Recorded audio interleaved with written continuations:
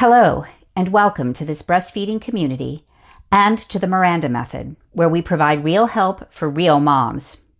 I'm Miranda Johnson-Haddad, and I'm an international board-certified lactation consultant.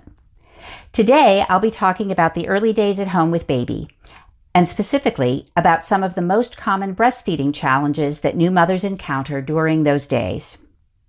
So here you are, discharged from the hospital or birthing center and finally home with your new baby. Congratulations. Maybe you're a planner and so everything is ready. The crib is assembled, the nursery wallpaper is up, and there's a copy of Goodnight Moon on the child-size bookcase. Or maybe you favor a more casual approach. So baby has a safe place to sleep, there's a changing pad and some supplies on top of the dresser, and that's about it for now. Either approach is absolutely fine. But most first-time mothers, and many experienced mothers as well, find that no matter what home looks like, nothing quite prepares you for that first night home with baby, when that little bundle that was so sleepy in the hospital suddenly wakes up and wants to eat. Let me begin by saying that this is perfectly normal, and even a good thing. The best way to bring in the transitional milk, that is the milk that comes in after colostrum, and then the mature milk, is by frequent emptying of the breasts, and your baby understands this intuitively. What makes milk is removing milk. It's a beautiful system of supply and demand. So if baby is frequently at the breast, she is doing her job if, and this is a key if, she's also nursing effectively and transferring milk.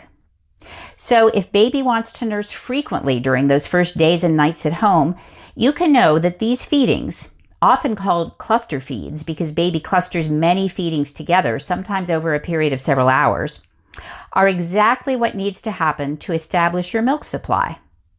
You can also help baby by relaxing into her breastfeeding rhythm and taking advantage of the many opportunities to practice latching on. But what if your nipples become sore from all this breastfeeding? Well, some initial tenderness is probably inevitable for most moms. But if baby is getting a good latch every time, that tenderness should fade away within the first week. Cracked or bleeding nipples, however, are not normal, and neither is toe curling pain. These symptoms indicate that baby isn't getting a good latch, and so not only is breastfeeding making you very miserable, but baby likely isn't transferring milk effectively either, so she's not getting enough. If you're in this situation, I encourage you to get help right away, ideally from an international board-certified lactation consultant. Sore nipples are probably the most common challenge that mothers experience in the early days, but there is no need to suffer in silence. The second most common breastfeeding challenge that I see is engorgement. I'm not referring here simply to breast fullness, which is typical when the transitional milk begins to come in. When the breasts are truly engorged, they feel almost rock hard, and the mother is very uncomfortable. Some mothers even experience engorgement in the underarm area as well.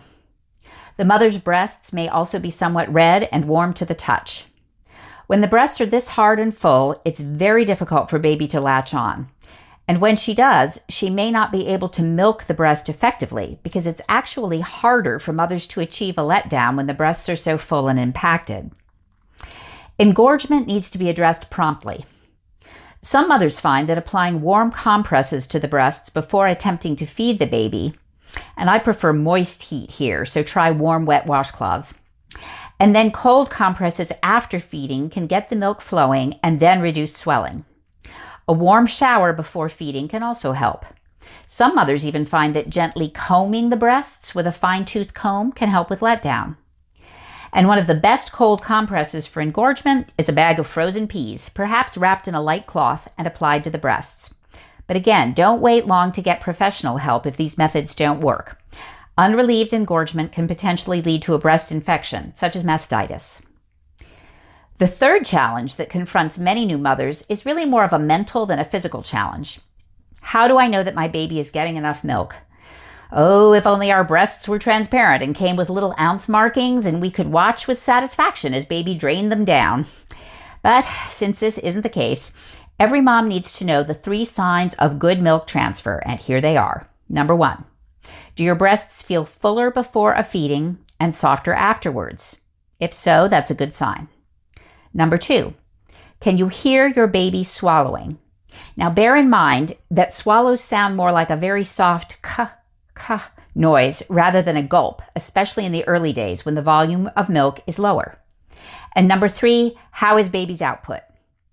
A handy and easily remembered rule of thumb is that if baby passes 1 pee and 1 stool on day 1, 2 pees and 2 stools on day 2, 3 pees and 3 stools on day 3, and then by day 4, at least 5 to 7 of each, you can know that baby is most likely getting enough. Over the longer term, baby's weight gain will indicate whether her intake is sufficient. Your pediatrician will have his or her preferred rates of weight gain, but in general, we'd like baby to have regained her birth weight by 2 weeks, and after that to gain about an ounce a day until she's 4 or 5 months old, at which point most babies slow down a bit to more like half an ounce a day. Your pediatrician will also be able to make recommendations in the early days if baby develops jaundice, loses more than 10% of her body weight, or has below the recommended output. If any of these situations occurs, it's also a good idea to see a lactation consultant to ensure that breastfeeding is effective. There's no denying that the early days at home with a newborn can be stressful, and breastfeeding challenges can cause even the calmest mother to become worried and anxious. But it helps if you know what to expect, what's considered normal, and what isn't. And remember to take care of yourself. Stay well hydrated and try to eat. Many postpartum moms find that they don't have much appetite. If this is the case for you, try having several small meals and nutritious snacks during the day. The nutritional quality of your breast milk is unlikely to be affected if you aren't eating well, but your energy levels will definitely suffer. And remember, most mothers find that they need about 500 extra calories a day when they're breastfeeding. And ideally, those calories don't all come from ice cream sandwiches, though I'm of the opinion that if they occasionally do, that's one of the unsung benefits of breastfeeding. I hope you've enjoyed this talk and that it helps you feel confident that whatever your early days at home with baby may bring, you'll be ready to meet any challenges with grace and ease. And be assured, those days will also bring plenty of joy as well. I'm Miranda Johnson-Haddad of the Miranda Method, and I'll be with you next time.